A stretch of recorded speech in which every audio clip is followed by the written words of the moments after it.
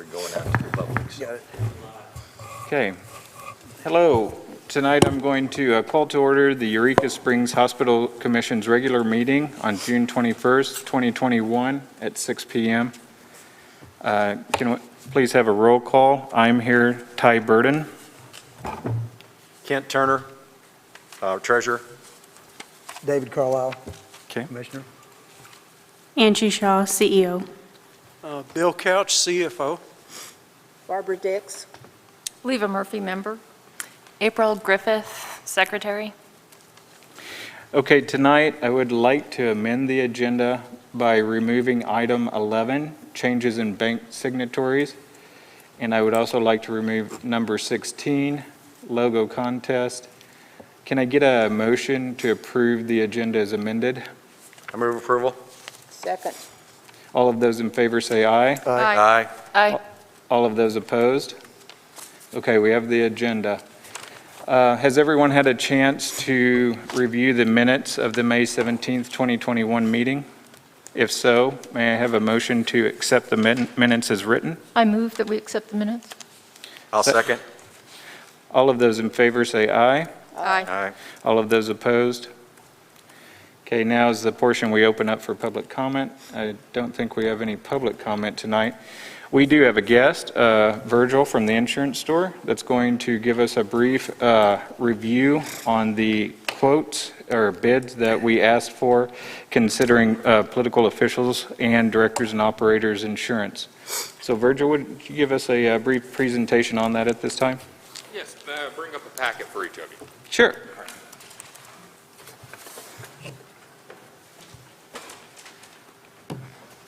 Oh, thank you. I have mine. Yeah, if you got extra, thanks. Thank you, sir. Thank you, Virgil. Yes, sir. Thank you, Virgil. Thank you, sir.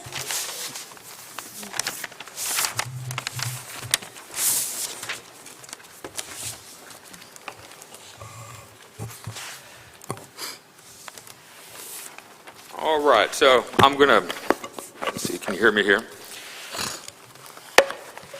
I'm going to give just a brief rundown. There's a lot to digest, so I'm sure you'll want to take it home and read over it.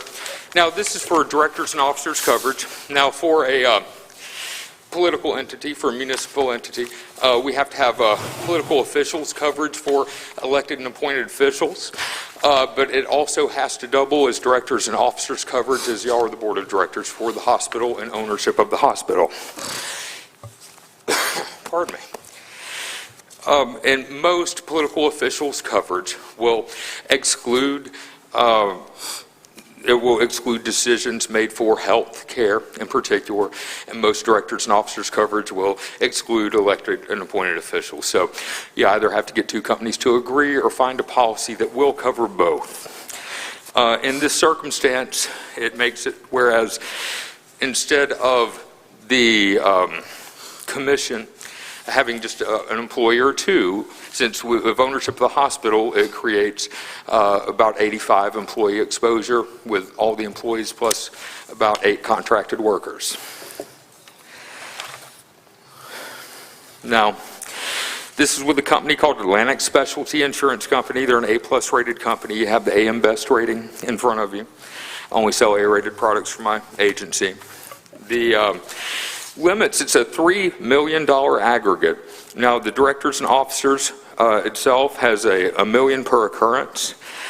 There are a couple of parts, a couple of sections to the directors and officers coverage with different retentions. Now, the retention is going to work essentially, in layman's terms, like a deductible.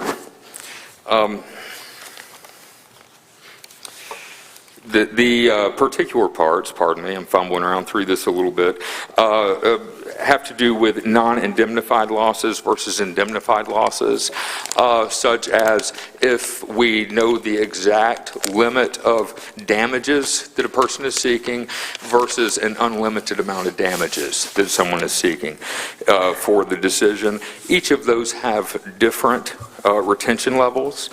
The one where we don't know the exact damages would have 0.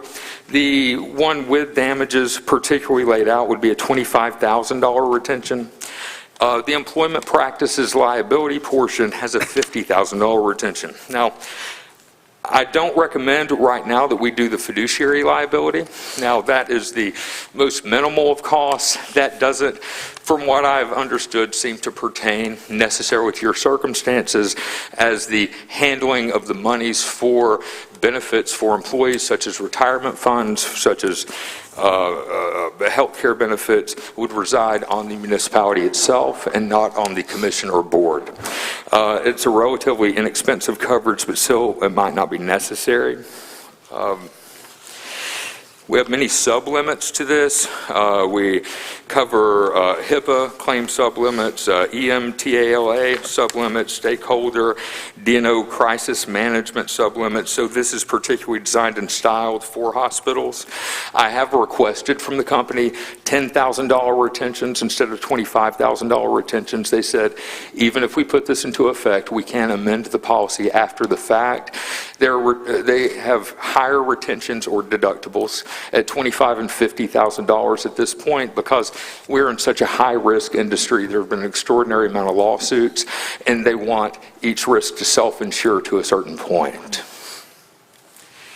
I apologize. I know I'm kind of running through this pretty quickly. A lot of this will be a lot to digest and look through. I do have definitions and packets per section for the directors and officers, for the employment practices, and for the fiduciary limits. And it looks like the total here is coming out to $28,654 a year.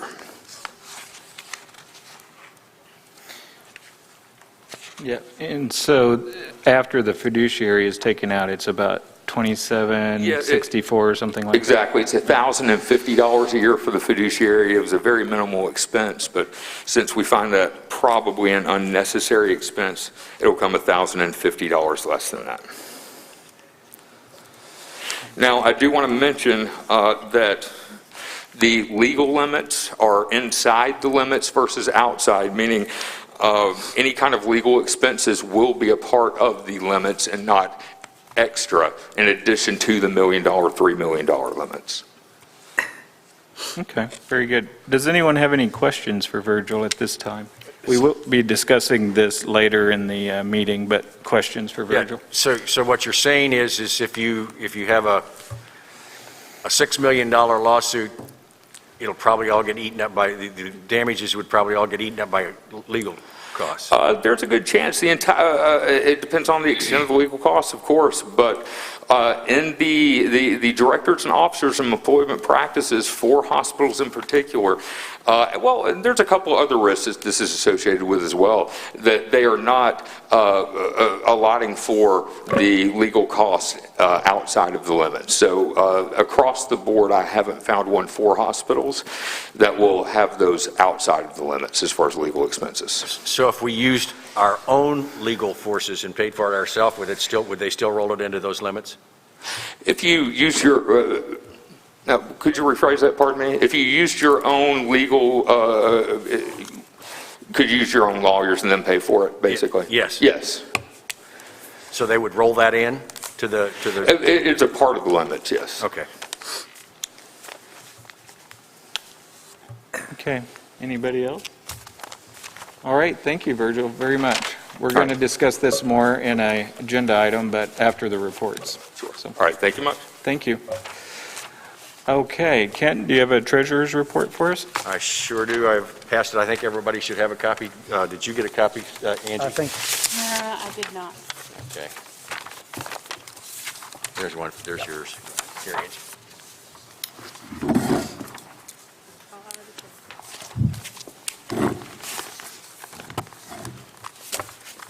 Well, just a quick summary.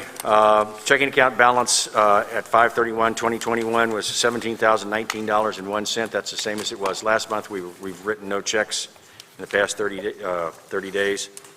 Money market account, we had $1,446,631.26. That increased by $491.29, which is the interest on the money market.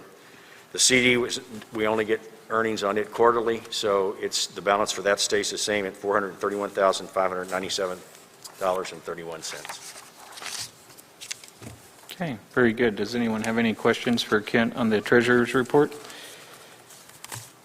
If not, I'll move on to other committee reports. Leva, would you like to update us on the marketing committee? Ms. Pappas and I will meet on Friday, and we're moving forward on signage, and she is still contacting patients and having really positive responses to those people that use our services, so.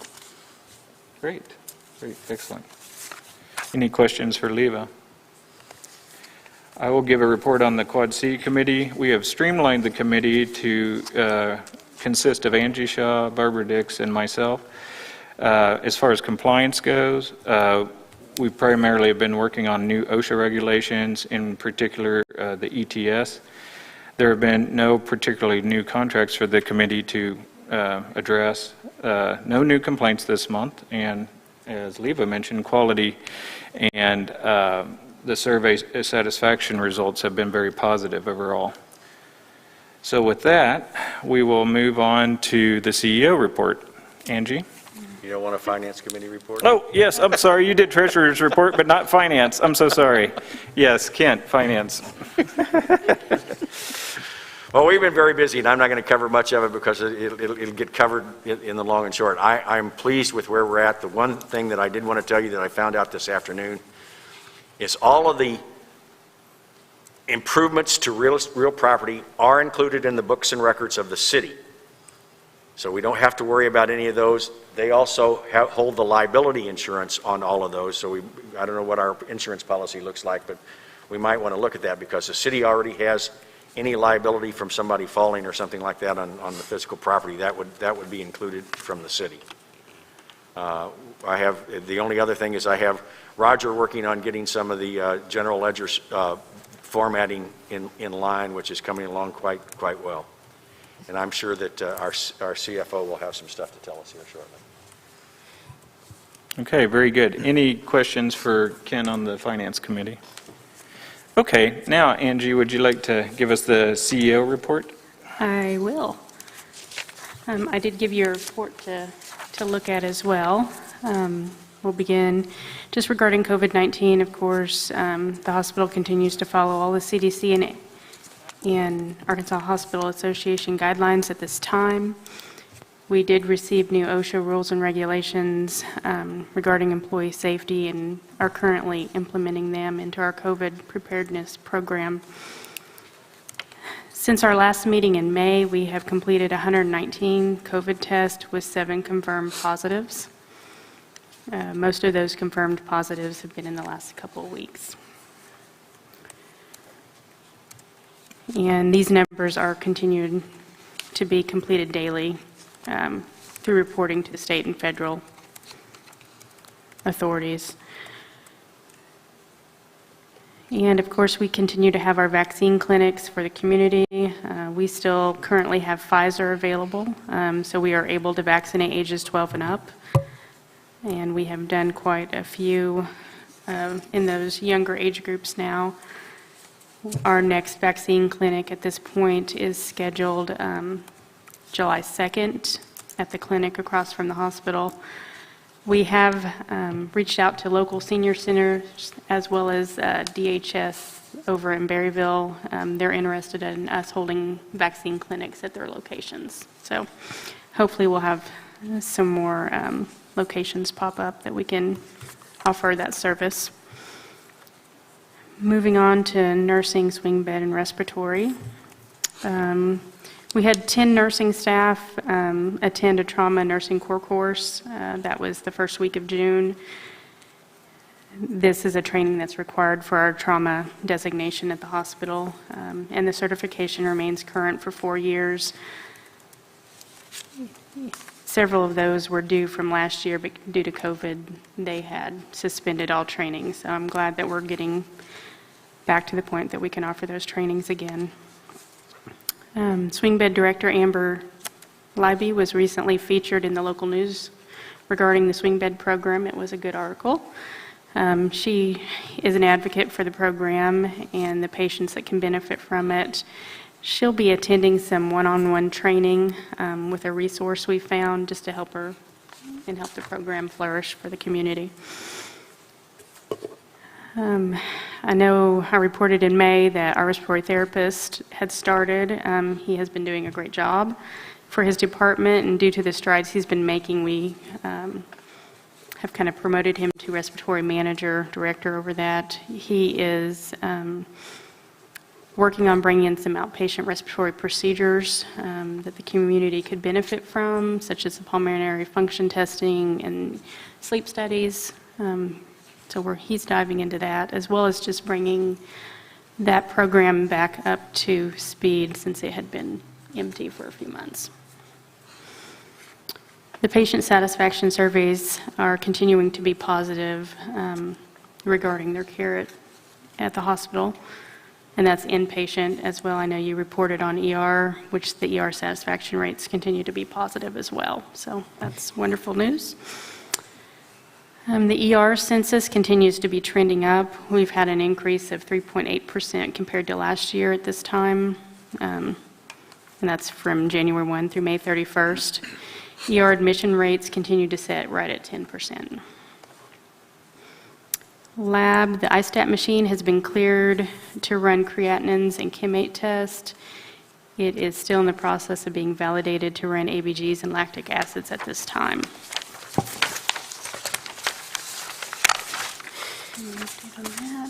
Radiology,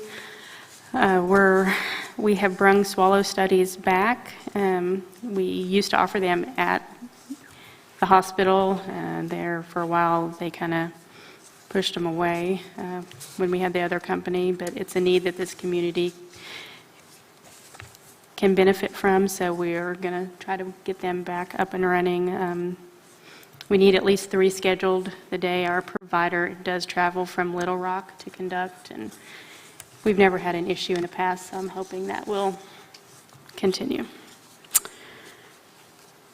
Our clinic and specialist,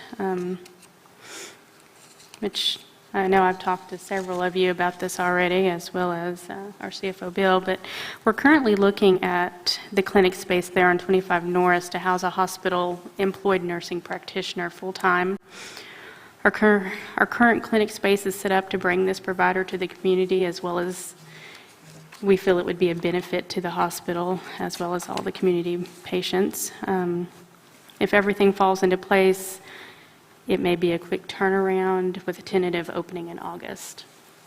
Of course, we are still working with cardiologist Dr. Tandon. He still plans on coming the second Monday of every month to hold an outpatient clinic, as well as Dr. Hall and Dr. Wilson will continue on their designated days. Dr. Jeff Bell, who does our endoscopies, has increased his procedures. He does only come once a month, but we're seeing anywhere from 13 to 15 patients a day, where it used to be 6. So, financials, I know the May report was sent out earlier from Brent for your approval. Just regarding health information management, Bree Fisher has stepped into the role of the director and is taking over those duties. Our full-time coder, Jackie, has been doing an incredible job and is taking on more responsibility, and we still plan to transition all of our coding back in-house over the next few months. Human resources, we still have several openings available and being advertised. HR has been doing a great job of following up on leads, as well as going to job fairs in an attempt to bring in quality staff. Marketing, with COVID, there was not a lot of marketing going on just because we couldn't travel outside to other facilities, but that is starting to open up a little bit again. We have made some visits to Encompass Health, as well as the Ozarks Community Hospital over the past few weeks. Both of these facilities are great resources for our hospital, as well as helping with some education, so that's been a great thing. I know I'd passed out an ad, we're going to have a logo contest to kind of help rebrand the hospital, so that went out on social media today, and we'll continue following up on that. I have a feeling we're going to get some good designs in. Maintenance, housekeeping, dietary, and IT. Maintenance is continuing to remodel the old lab area into offices for respiratory therapy and patient registration. The back ramp rebuild has been completed and is back in operation. I never realized how much we would miss that until it was gone, so we're glad it's back and being utilized. It increased the size. It's definitely made a difference for getting gurneys and patients back to the helipad.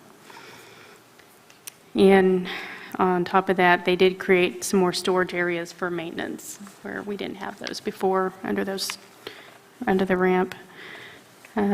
Housekeeping remains to be an open position. We're actively advertising for,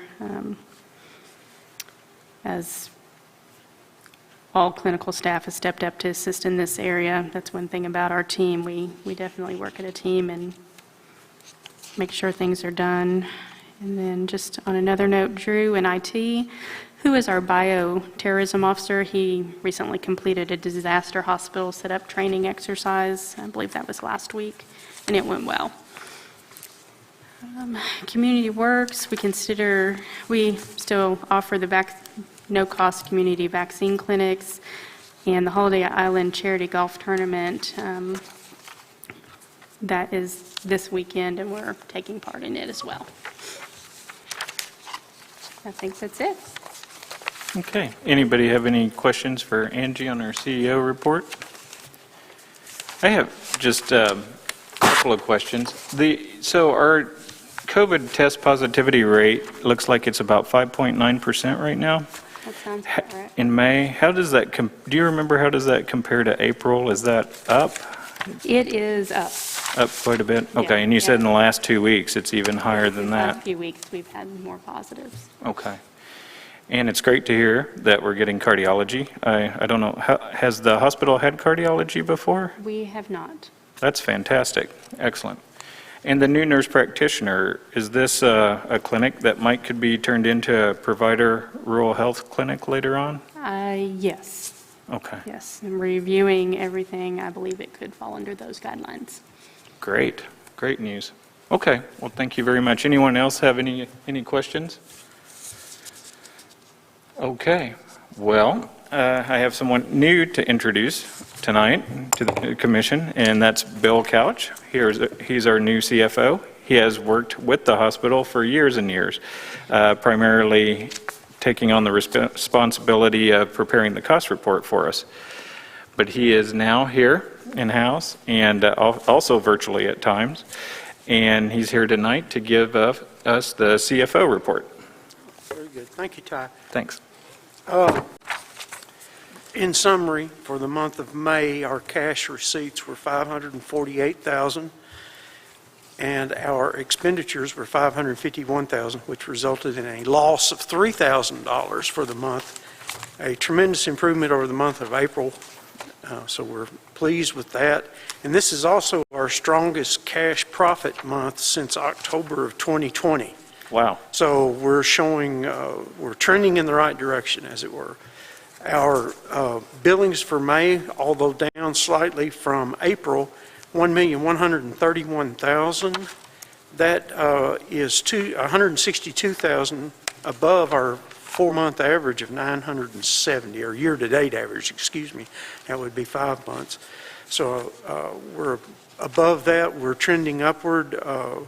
Seeing this not only here, but also at my other hospitals that I work with. Moving on, I want to report that our cash balances as of the end of May represented $1,230,000, and that, with that level, we could operate 62 days on our cash reserves. So that's good. That's not too shabby compared to some of the other hospitals I work with. That's really all I wanted, was just a brief summation. We are working towards trying to get our 2020 cost report file, which is due at the end of next month. I am comfortable that we will meet that deadline, and we will work towards getting our general ledger and financial statements in the proper order and as soon as possible. That's all I have. Okay, very good. Does anybody have any questions for Bill tonight? Bill, will you be sending out a digital version of the numbers you just went over? Yes, I can. It would be in the form of an email. That would be great. And I also have a financial, it was in the board packet. So it's where I'm pulling that from. So it was sent out by Brent Yeah, Brent. C. Sent it out, so. The stuff that Brent sent you. I don't believe that I got that, but I will double check. Thank All right, you. yes, but I have it. If you have my email address, just contact me and I'll be happy to forward it on to you. I just have one question, just for clarification, so that I understand this correctly. The cost report that we submit this July, we expect that we will probably, if we have money coming back to us, we would expect that we would see that this year in the December 2021, January 2022 range? They have a tendency, it's about a 60-day window from Medicare once they accept the report. So that takes sometimes 15 days. So we're looking middle August plus 60. So you're looking at the earliest, September, October. Okay. Maybe by the first, middle of October or a little bit later, but they are notoriously slow. So Right. Now Medicaid would be about the same. Okay. I expect them, Medicaid money will come in first, and I do expect Medicaid will owe us because they constantly are underpaying us on the outpatient side. Okay. That's just, they pay fee schedule as opposed to cost, and they settle on cost. Very good, very good. Okay, thank you. The next item on the agenda is the political officials and directors and operators insurance bid as brought forth by Virgil tonight. I understand that everyone has just received this packet tonight and a lot of the information tonight. I know that we may or may not be ready to make a move on this, but if we would like to discuss it, I just need a motion in order to open the discussion. I make a Okay. motion that we move to approve the $28,000 for the directors and officers insurance package as presented earlier this evening. Okay, does anyone want to second the motion?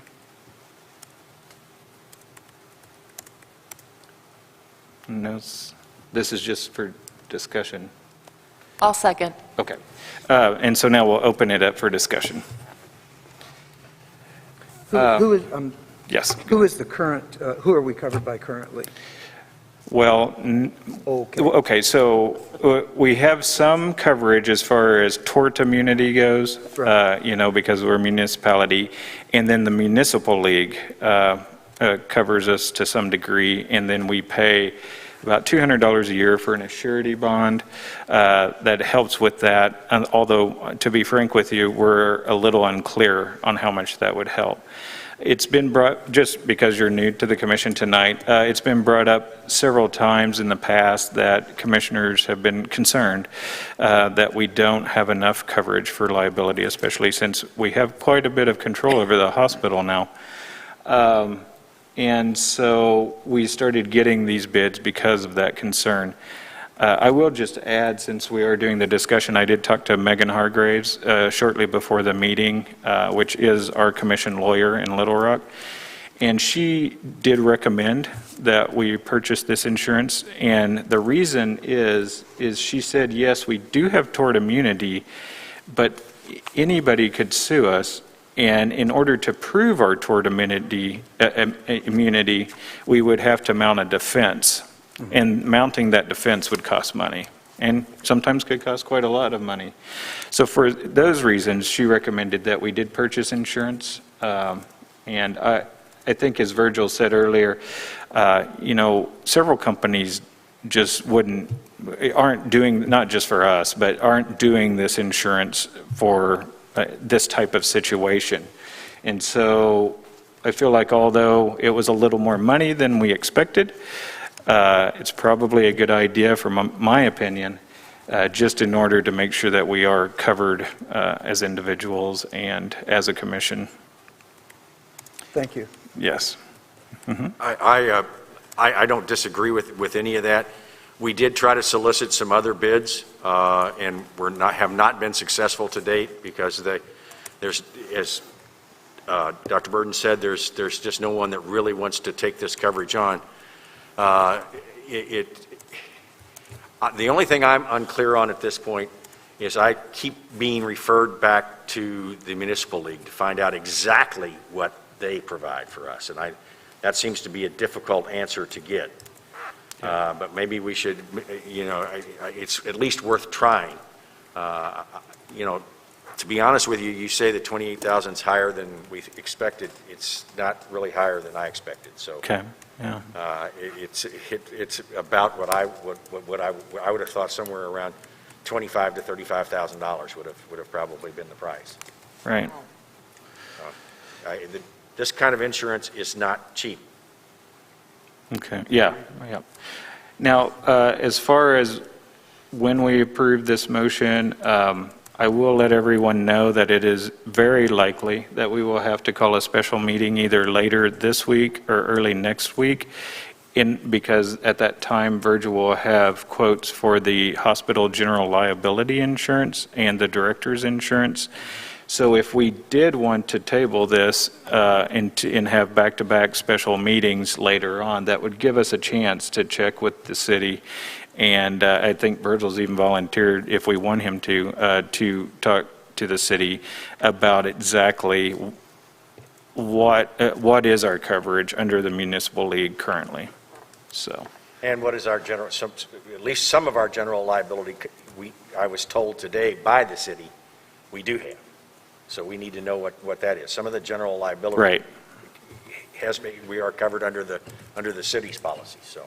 Right. Right, and we have a surety bond that I've never seen and don't know, but I think every commission has it. It comes through the city. I don't know what it pays or what it's about. That just means if we steal something, the city gets reimbursed. That doesn't protect us or anything, in my opinion, so. Well, there's a lot of different surety bonds, so I don't know, but that's another thing we need to check into. I just found this out late this afternoon about the liability insurance, so I didn't have a chance to go back and say, oh, that's interesting, just what is it? And how specific is it that we're covered, so. Okay. Well, it sounds like we still have some information together, but since there is a motion and a second, I will, is there any further discussion on this issue? Okay. So all of those in favor of the motion say aye. Aye. Okay. All of those opposed? Aye. Aye. Okay. So the motion fails, so we will address this at a later time.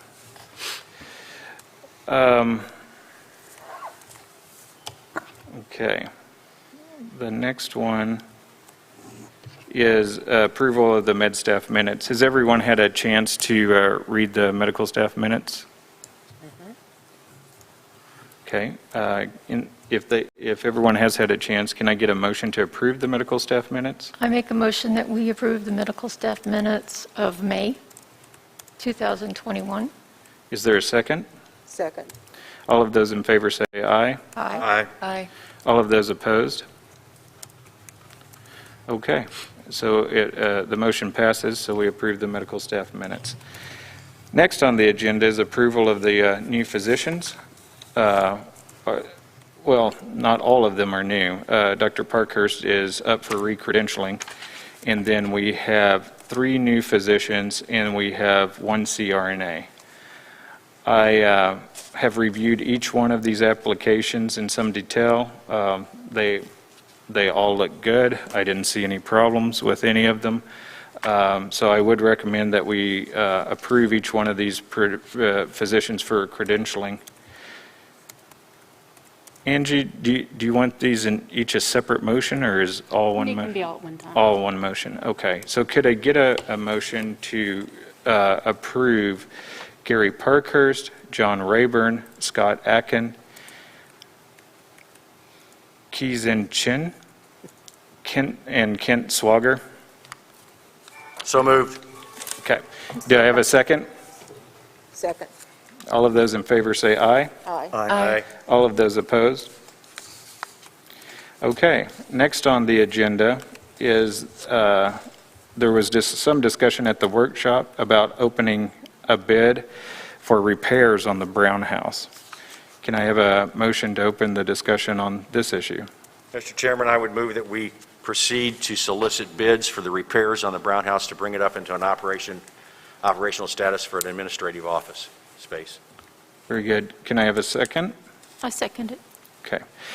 So we'll open the discussion. We did discuss this some at the workshop. Kent, would you tell us what you told us at the workshop to update everyone? Yeah, we thought about taking the, there's a building Right. off to the side of, you know where it's I'm at? all right. Okay, all right. We thought about just tearing it down. When I looked at it, a majority of the value of that property is in that building. You know, we'd have to get city approval in order to take that building down. I kind of put myself in the position of the city councilman. I would be hard pressed to allow us to tear it down unless we had some pretty specific ideas of what we were going to do to rebuild it. And to be honest with you, after I looked at it, one of the reasons why we were going to tear it down is we were going to, which is the next agenda item, we were going to make a road that allowed easier entrance into and out of the hospital. And that building sits on the back of the property. So it appears to me, and we'd have to get the engineers to look at it, but it appears to me that there would be plenty of room to keep that building. We need some administrative office space anyway, to keep that building, and then have redesigned the road that was going to go in so that it goes in front of that building with a cutoff for a parking lot so that we could have parking access to the building, so we could move most, if not all, of the administrative functions out of the hospital into that building. That was the discussion we had on. It just doesn't make sense. We paid I looked that up. We paid $140,000 for it. Of that $140,000, I estimate that about $100,000 is in the building. So you know, Ty would be hard pressed to go to the city and say, we paid $140,000. Now we want to decrease the value by $100,000, but we're not sure what we're going to do with it other than make a road. So. Right. And we need space badly. Yes, So we do. that's the long and short of it. Any other discussion? Okay. All of those in favor of the motion say aye. Aye. All of those opposed? Motion carries, and we will open the bidding process for repairs on the Brown House. Okay, the next item is concerning the property. There was some discussion at the workshop about putting in a drive and possibly some extra parking. So could I get a motion in order to start the discussion on the Brown House property drive and parking? I'll make a motion that we start a bid process to find someone to design and estimate the cost, feasibility and cost of a drive in front of the Brown House building to connect to the hospital so that we have easier access in and out of the hospital facilities. Okay. Is there a second? Second. Okay. And I'll open this up for discussion. Does anybody have any discussion on this item? Seeing as there's no discussion, all of those in favor say aye. Aye. All of those opposed? So that motion also carries, and we'll open up the bidding process to look at the property for a new drive and parking. Okay, and so that brings us to the commissioner comments. April, do you have any comments tonight? Okay, Leva? No. Barbara? No. Kent? Nope. And Dr. Carlisle? Glad to be here. Thank you. Thank Thank you. Glad to have you. I will just, on chair comments, I'll just say we are seeing the positivity rate of COVID-19 going up at the hospital. If you haven't been vaccinated, please get vaccinated. In Missouri and Kansas, we are seeing a rapid increase in the Delta variant. We expect that we will see that soon in Arkansas. Arkansas is around 40% vaccinated. In Carroll County is actually slightly less than that. So I just once again encourage everyone who can to get vaccinated. Okay, can I have a motion for adjournment? Motion to adjourn. Second? Second. All of those in favor? Aye. Aye. Opposed? Okay, we are adjourned.